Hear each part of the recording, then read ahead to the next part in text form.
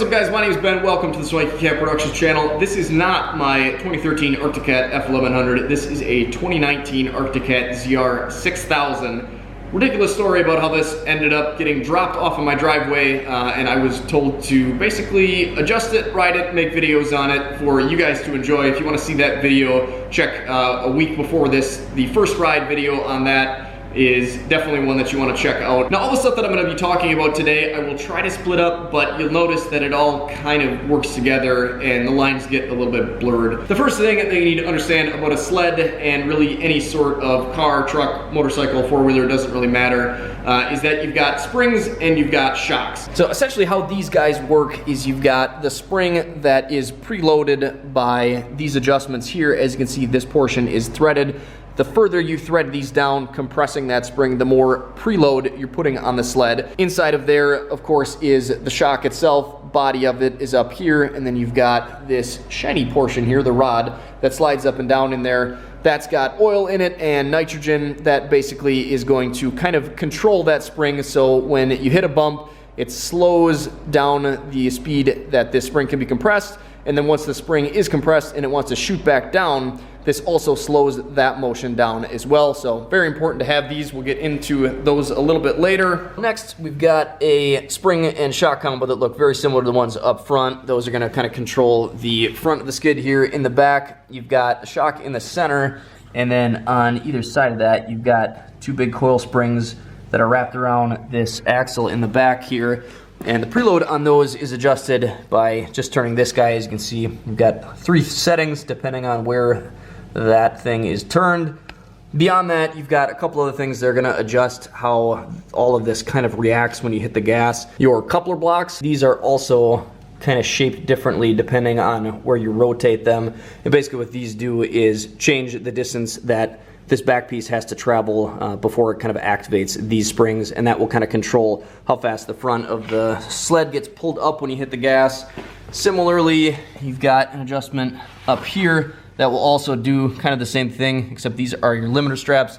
Those can be either sucked up to kind of keep the front of the sled down when you hit the gas, or let out in order to kind of be able to pick the front end up. Now I know I just threw a lot at you there. The most important thing really is to get the preload set up for both your weight and your riding style, and that is number one, and probably the most important thing that we're going to talk about today. So that's kind of something you need to take kind of one step at a time, mess with. Probably the center shock to begin with, which is the one that I'm going to be adjusting right now. And the reason I'm going to start with that one is I don't think we have quite enough pressure on the front here, so by loosening the preload on that one to the minimum setting, that's going to kind of release some weight on the center of the skid, and that's going to in turn put more weight on the skis. Hopefully you guys have a pretty good view there. What I'm going to be doing is cracking the locking nut on the bottom here loose from the adjustment nut on the top here. I want to make sure that I maintain at least 1/8 of an inch of clearance between the bottom of the locking nut and the bottom of the adjustment point here, or the top of the cap.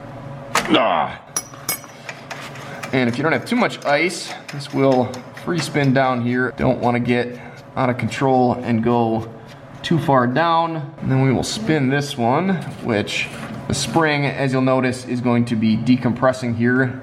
We are now removing preload from the spring.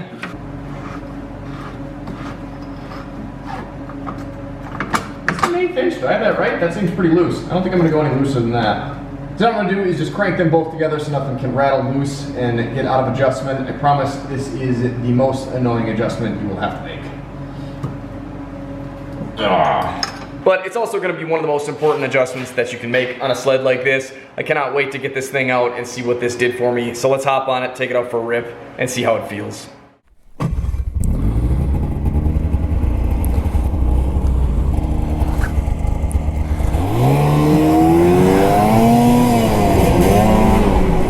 What an absolutely beautiful night for a ride. It seems like everybody always goes right to limiter straps when you talk ski pressure, and again, when you're hitting the throttle, definitely those will adjust the amount of ski pressure. If you take those straps in and kind of suck the front of the track up, then it's going to keep the front down lower. But I like to be able to lift the front end up a little bit, so I kind of have tried on my sled to adjust it to a point where it still gives me enough ski pressure and I have enough bite to take the corners like I want without the skis pushing, without sacrificing the ability to kind of pull the front end up. And again, if I hit the gas, I don't know how easy that is to tell, it's going to pick them up.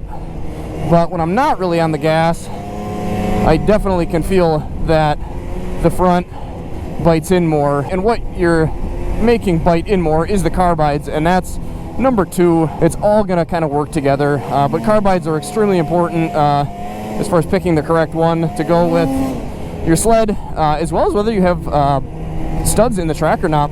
Those picks in the track are going to add a lot more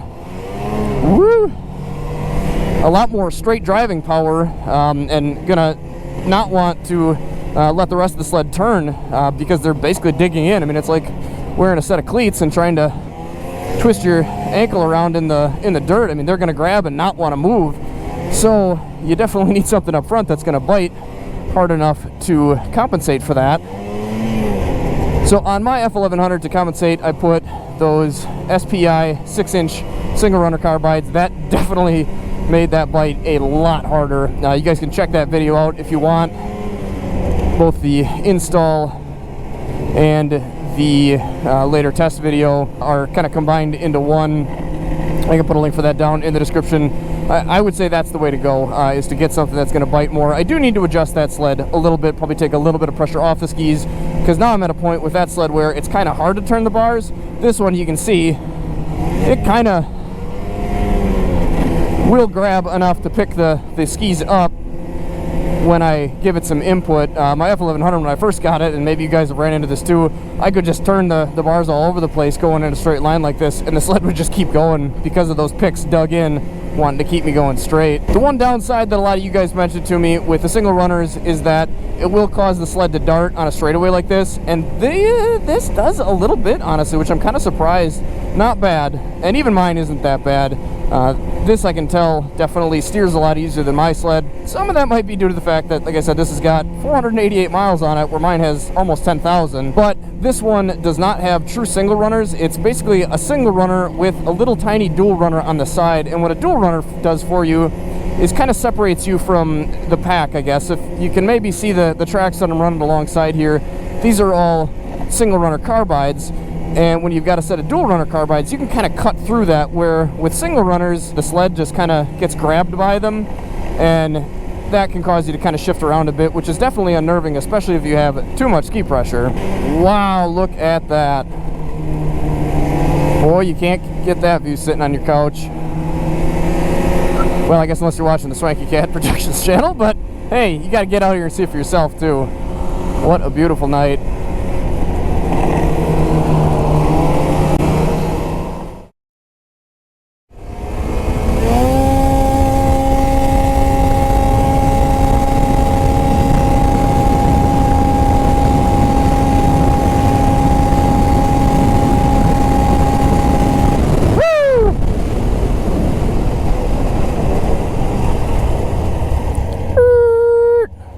Slows down surprisingly well without picks in the track.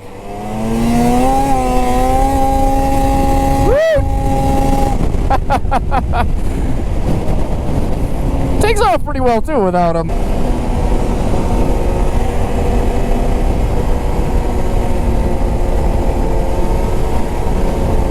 What do you guys think of studs in the track? Do you love them or do you hate them? I really kind of like them on my sled, but you can kind of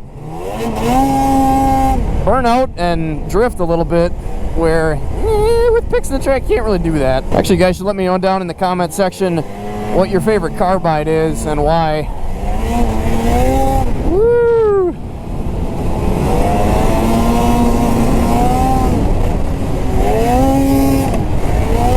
Oh, what a beautiful night. So number three, whether or not your shocks are actually working or if they're blown. If they're not working, well, you're not really going to have that great of a ride. Going to make things a little bit difficult to enjoy the ride. Gonna make things a little bit difficult for cornering. Not gonna be a good situation. However, actually figuring out whether or not they're bad can definitely be, well, a little bit tricky, especially if you haven't had any experience with it. I was lucky enough, or I guess unlucky enough, to experience my first blown shock while I was actually on the trail. It literally blew while I was riding, and I went from being able to stand up through the bumps to all of a sudden basically bottoming out and bottoming out my knees and my back over every bump, and I quickly realized that something was wrong. So that's definitely one way to tell. The other way, and probably the better way, would be to take a look at your shocks. You're really supposed to have them rebuilt every season. Depending on how much you ride, you can probably get away with a lot more than that. I ended up replacing both of the skid shocks on the F1100. They needed to be replaced last year, but I did not replace them until this year.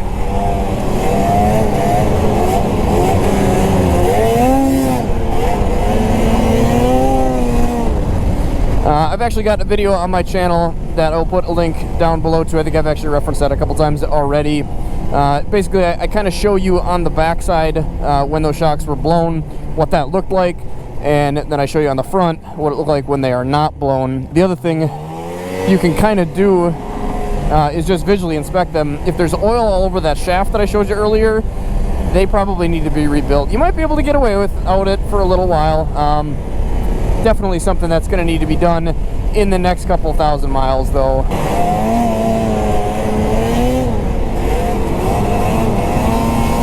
Woo!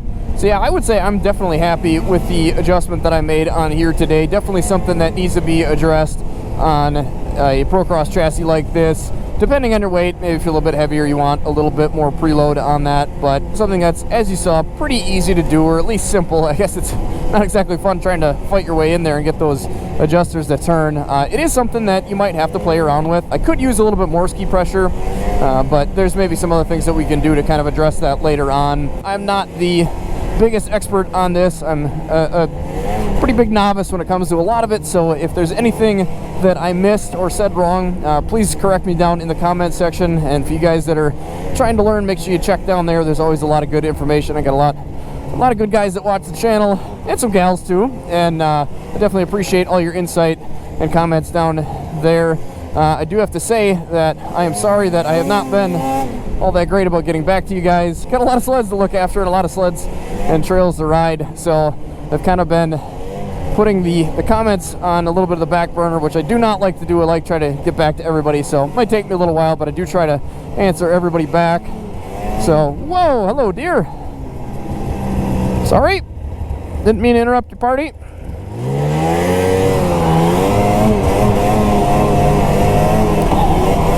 Yeah, I don't know that I would say that this needs anything more aggressive for the Carbides. I don't know. What do you guys think? You've seen me go around a couple corners already. Woo! Ooh, I love this sled.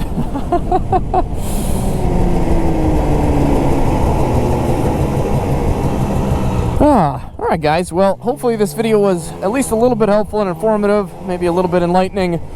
Definitely a lot of stuff to learn with a sled, but it's important to figure it out and understand it all so you can get the most out of your sled, or possibly somebody who is extremely generous with sled and lent it to you and you broke it. Great. Well, hopefully we don't ice up on the way home.